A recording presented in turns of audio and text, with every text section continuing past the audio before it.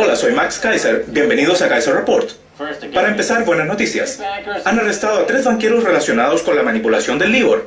Y ahora, las malas noticias. Los arrestó la Oficina de Fraudes Graves, así que no esperen un juicio justo.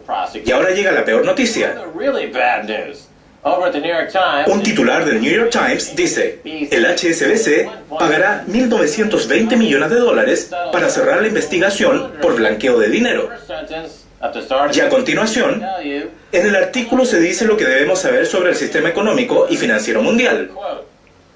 Las autoridades estatales y federales han decidido no acusar de blanqueo de dinero al HSBC, porque les preocupa que los cargos penales pudieran poner en peligro a uno de los bancos más grandes del mundo y, en última instancia, desestabilizar el sistema financiero mundial.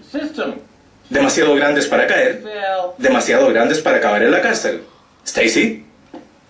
Ya llevamos años advirtiendo de algo así, y por fin ha pasado. En el primer párrafo del artículo del New York Times lo dicen abiertamente, que no quieren desestabilizar el sistema financiero mundial y por eso no pagarán por su delito.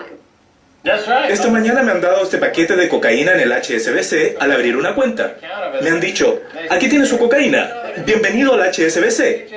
Y además me han dado unos monitos a cuerda para que jueguen con la cocaína. No sé si funcionarán bien. Vaya, uno de los monitos se ha caído en la cocaína. El caso es que el HSBC blanqueaba dinero procedente de los carteles de la droga mexicana. Se pasaban todo el día tomando cocaína. Me imagino a George Osborne y David Cameron allí en el número 10 y en el número 12 de Down Street aspirando cocaína todo el día. Porque está claro que no les importa que sus malditos bancos estén implicados en el blanqueo de dinero.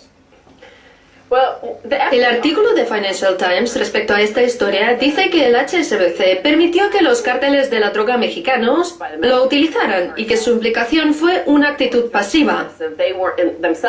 Pero si leemos el artículo del New York Times, justo antes del último párrafo, veremos que la razón por la que impusieron esa sanción al HSBC fue porque en 2010 la Oficina de Contraloría del Dinero descubrió que el HSBC tenía graves deficiencias en sus controles contra el blanqueo de dinero, incluidos los $60 billones en transacciones y las 17.000 cuentas marcadas como potencialmente sospechosas, actividades que no eran investigadas.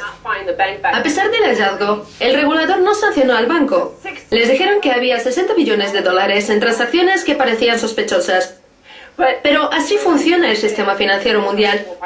Todas las transacciones son sospechosas porque no están respaldadas por nada que no sea basura tóxica.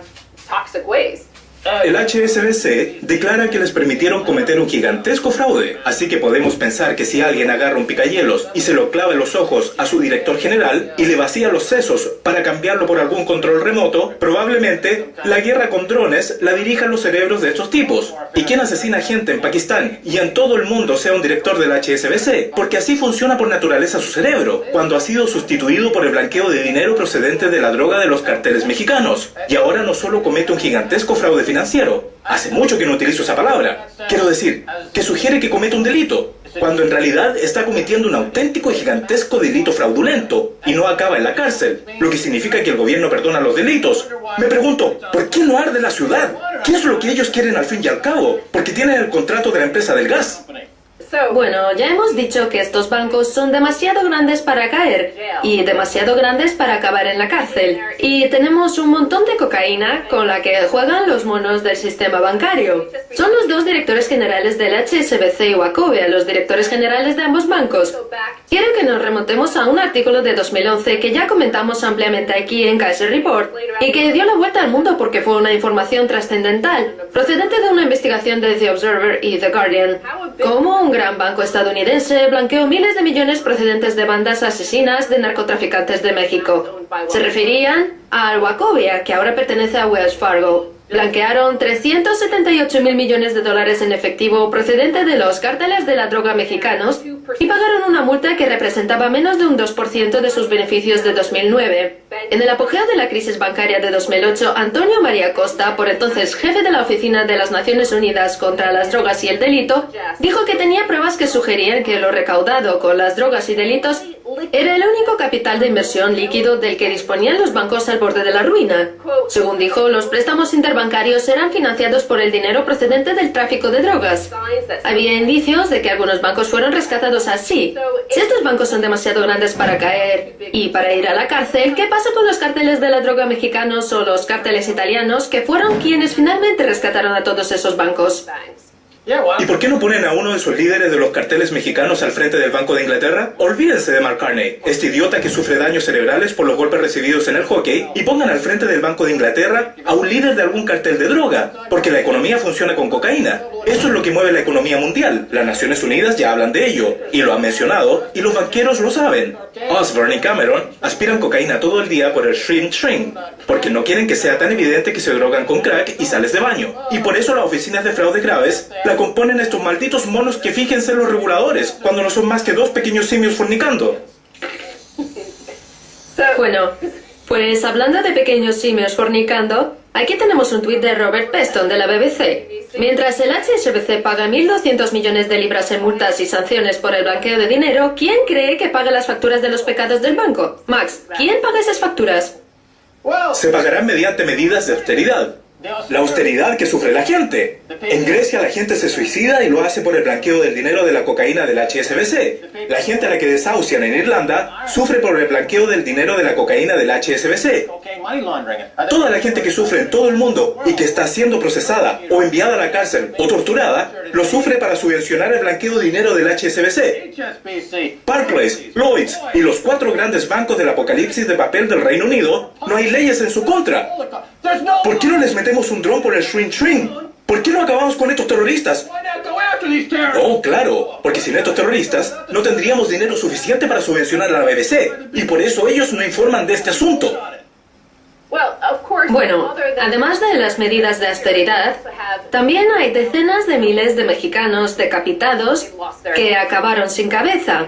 El HSBC podría regalar una cabeza mexicana cuando alguien abre una cuenta con ellos. Antes solía regalar tostadoras, ahora dan una cabeza mexicana cada vez que se abre una cuenta en el HSBC.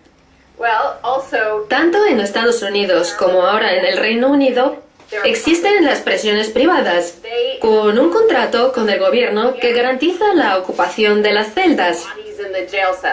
Y como los auténticos delincuentes, los banqueros simios se mueven libremente bailando sobre montones de cocaína y no están en prisión. Las cárceles están vacías. Por eso inventan falsos delincuentes y seres humanos normales. El resto de los mortales acaban en prisión. Bióloga marina podría pasar 20 años en prisión por alimentar ballenas. Una bióloga marina de California se enfrenta a 20 años de prisión y una multa de $500,000 por supuestamente alimentar a un grupo de orcas y alterar luego la grabación del incidente y mentirle a las autoridades. Se trata de Nancy Black del Observatorio Turístico de Ballenas de la Bahía de Monterrey.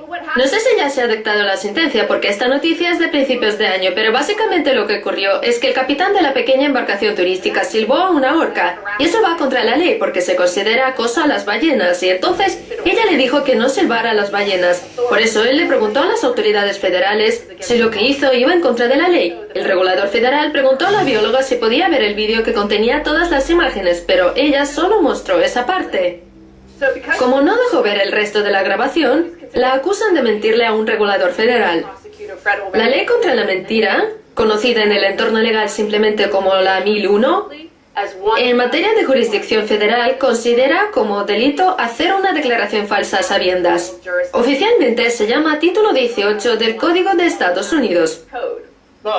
Un juicio selectivo que muestra el funcionario de justicia. Tiene un problema personal que intenta quitárselo de encima con esta pobre mujer. Y la idea de no alimentar a las ballenas contrasta bastante con lo que hemos visto aquí, en Londres, con el escándalo de la ballena de Londres. Aquí hay un tipo al que llaman la ballena de Londres. Y Jamie Dimon también aparece llenándole las tripas de pececillos, como en cualquier episodio de Flipper, mientras le dice: Toma ballena de Londres. Comete más fraude de bonos. Jamie Dimon, otro estafador en serie de una gigantesca estafa de bonos. La ley se conoce como la 1001 y se aplica si se miente a cualquier funcionario federal, a cualquiera. Y existen cientos y cientos de personas en Estados Unidos a las que detienen con esta trampa cada año, y la mayoría de ellos sin saberlo. Ignoraba casualmente que esa persona era un regulador federal, y con solo una mentira, como decir dónde va la manguera del jardín, es suficiente para que los detengan. Ahora quiero mostrarte otra historia. Por un lado tenemos este caso de un banco demasiado grande para caer, y en esta historia aparecen los bancos demasiado grandes para caer de Estados Unidos y a todos los han pillado mintiendo. La crisis hipotecaria presenta un nuevo recuento para los bancos. Los reguladores, los fiscales, los inversores y los aseguradores han presentado cientos de nuevas alegaciones contra el Bank of America, JP Morgan Chase, Wells Fargo, Citigroup y otros, relacionados con bonos respaldados por hipotecas residenciales valorados en más de $1 billón. Max, añaden que los bancos luchan en 3 frentes: contra los fiscales que los acusan de fraude, contra los reguladores que aseguran que embaucaron a los inversores en la compra de malos bonos hipotecarios, y contra los inversores que tratan de obligarles a la recompra de préstamos garantizados.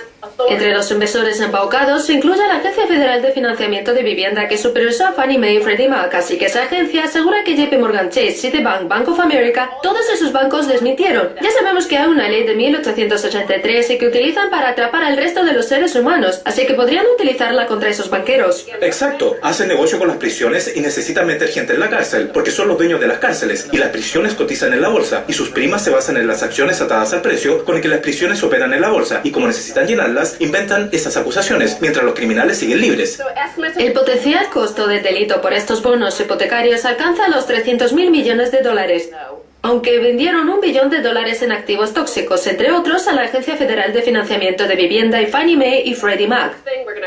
Es un asunto importantísimo al que le seguiremos la pista el año que viene. Ahora me gustaría comentar Demasiado grande para caer, no para ser rescatado, de Nassim Taleb, que no ha querido aparecer en Kaiser Report. Y según este tweet, Max tuiteó a Nassim Taleb: ¿sigue en Londres? A lo que Taleb respondió: huí porque me dijeron que usted quería pegarme en la nariz. Le da miedo venir al programa, porque pondríamos en evidencia que solo es un charlatán de feria y que intelectualmente no tiene nada significativo que decir, excepto para los de la BBC y los que aparecen en sus programas, porque hacen que parezca más inteligente, porque lo que dice es incomprensible.